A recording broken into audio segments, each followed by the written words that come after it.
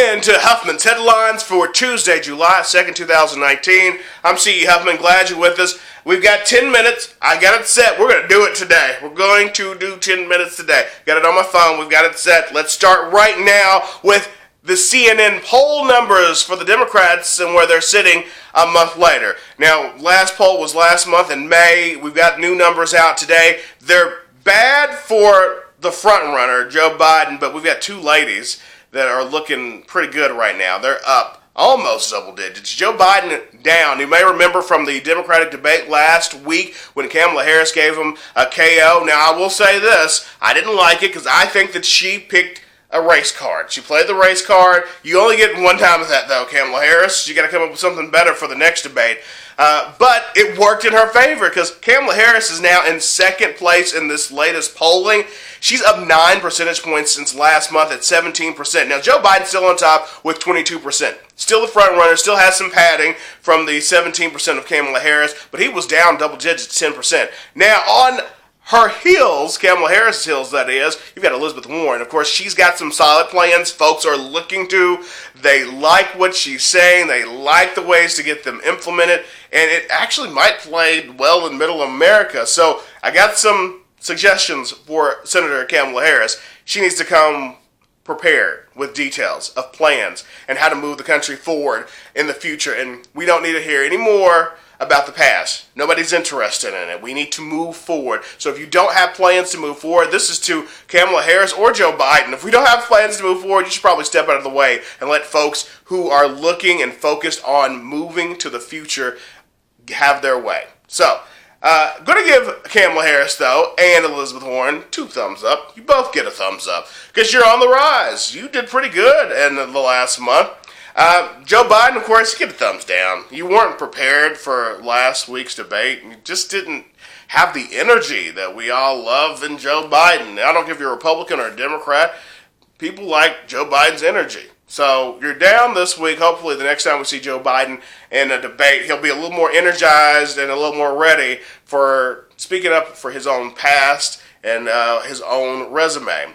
And now, running up the rest, you've got Bernie Sanders down 4%. And this is when I got to ask, were you Bernie or bust supporters? What happened to you? Remember when Hillary Clinton was running? You refused to vote for her, probably handing the presidency over to Donald J. Trump. Well, where are you now for Bernie? It sounds like some of you may be voting for Elizabeth Warren. Yeah, guess there's nothing wrong with that. They probably are pretty similar as candidates for president. And rounding out the bottom there, you've got Pete Buttigieg, who's been having some problems in South Bend. He's down 1%, so not major issues there. 4% is where he is. And then you've got Corey and Beto O'Rourke at 3%. I'm going to say this about Pete Buttigieg. I like him a lot. I think he's really good. He's very well spoken. He does have some good ideas.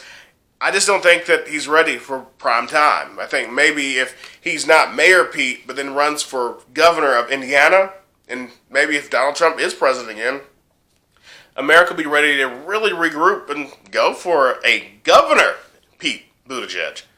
But he's going to try it out anyway. He's not going to listen to me. Who cares? All right, next story. We're talking about the Democrats. They decry that inhumane conditions. If you didn't know, the Democrats went down to visit a immigration facility at the U.S. border. It's right outside of El Paso, Texas. It included a few members of the Democratic coalition, the delegation from the Democratic members of Congress. So they went down and they say that they found inhumane conditions. They said that, according to the delegates, there were crowded cells. They had a lack of running water, and the detainees had medical conditions that just were not being dealt with. Now, Alexandria Ocasio-Cortez, AOC, you all know who she is. She is, of course, the most outspoken person here. Now, she says that she saw people drinking from toilets. This got a little controversy because when you saw a picture of the toilets and the sinks are actually attached. That was the pictures that I got to see. They were attached. So, there was a little controversy from what she said. Now, Fox News did a little reporting and spoke with the president of the National Hispanic Christian Leadership Conference. That's the Reverend Samuel Rodriguez. Rodriguez actually took a group of pastors down and said, quote, that he saw things drastically different. Now, he has advised Presidents Trump, Obama, and George W. Bush on immigration reform. And, of course, he is a Hispanic pastor.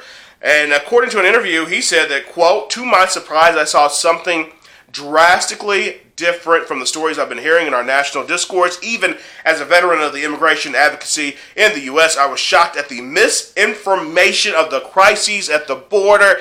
I'm going to give every single person involved with this gets a thumbs down.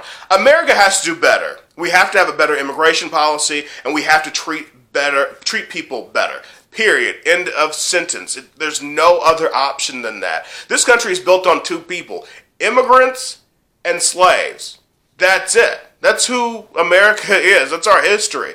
So they're not slaves. These are people who are actually running away from dangers. And I'd actually like to see some evangelicals speak out a little harder about this. This is Jesus' work. This is what Jesus was all about. Maybe if you go take a look at the Bible, you'll figure that out. Jesus wasn't about politics. This was the least, the last, and the people that didn't have anything. This is what Jesus fought for. So I'd like to hear some more evangelicals come out and speak up against what's going on down there, regardless if it's inhumane or not. We need to do better on immigration and treating folks who are running away from evil a little better. All right, so Nancy Grace, back in the news today. It was funny to see this. Nancy, if you don't know, she's back. She's gearing up for a new show. It's going to be on Oxygen. Guess what the title of her show's called? It is going to be called Injustice with Nancy Grace. I don't know if I sound like her or not. But so, for some reason, though, she's using O.J. Simpson to help her kind of weasel her way back in. She's not happy with O.J. Simpson's post-prison lifestyle. Yeah, she's been speaking out against it. So, there's a parody O.J. Simpson Twitter, and the handle is Killer O.J. Simpson. It's at Killer O.J. Simpson. At Killer O.J. Simpson is the parody handle. Of course, O.J. Simpson, the original, does not like it very much. So, he tweeted at this account, quote, "Think I'm playing, motherfucker?" Yeah, that's what he said. And I am pretty impressed with at Killer O.J. Simpson's reply, and you get a thumbs up for that at Killer O.J. Simpson. His reply was simply, sadly, nope. I thought that was pretty classy myself. All right, so Nancy, though, she still had to say a little bit about this. She told RadarOnline.com, quote, "To me, it just reinforces the fact that he's a double killer. That's just who he is." Now, Nancy Grace knows better. He has not been charged with murder. He went through a trial, Nancy. He was found not guilty, Nancy. So you can't go around saying that about O.J. Simpson, Nancy. You know better than that. But this is how she gets her money. This is how it works, right? O.J. Simpson uses other people. Nancy Grace uses O.J. Simpson because now she's back on the scene using O.J. Simpson, and she's getting ready for Injustice with Nancy Grace. So she's back, and she's using O.J. Simpson to get back in our lives. So, hey, what goes around comes around, and we all use each other, right? And that's what she's doing. She's using O.J. Simpson to get back in the headlines. And for that, I gotta give you a thumbs up, thumbs down. I mean, it's Hollywood. It's how it works, I guess. So you do what you got to do to get a new show, get back on TV, and that's what Nancy Grace is doing. So she's back, and, do what you got to do, girl. CDC warns a fecal pool parasite is the next story. Can you believe it? Okay, so the Centers for Disease Control and Prevention issuing a warning about fecal parasites that can cause symptoms such as watery diarrhea, stomach cramps, fever, and vomiting. It is known as Cryptosporidium. That's its government name, I guess. Cryptosporidium. It's a microscopic parasite. It's commonly found in swimming pools where it can reportedly survive for days. Now, this is the weird part, the tough part about this story. So there's a survey from the Water Quality and Health last month, and they found that half of Americans use swimming pools as a communal bathtub. Is that one of you? Are you using the public pool or your neighborhood pool, your apartment pool, as your public bathtub? Are you peeing in the pool? It's funny. One of my friends just talked to her about this. She said that she thought her son was peeing in the tub. And I thought, that's just kind of typical, right? And she said to me, well, I peed in the pool one time. And I'm like, ew, like, that's disgusting. There's our bill, so we got to get going. That's it. Don't pee in the pool. And don't forget that you've got to wash before you get in the pool and wash after the pool. The last story, because I got my 10-minute deadline there. So Deadline.com, speaking of, they're reporting that Regal Cinemas is readying an unlimited ticket subscription program. Could be launching by the end of July, but it's still being ironed out right now between the major studios and Regal's parent company. Supposed to have 3 levels, $18 a month, $21 a month, $24 a month, granting you unlimited ticket access.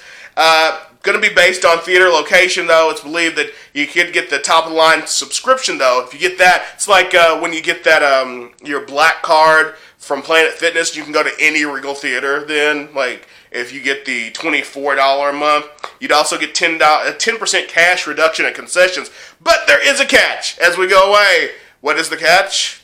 You got to pay for the year up front. Yes, you would have to pay for your unlimited tickets up front. You don't get to pay it month to month, so you'd either pay $216, $252, or $288. Of course, you can go to Deadline.com to get that report and details on it. Hey, thanks so much. I appreciate you. And, of course, I'll be back tomorrow with more details. Have a good one.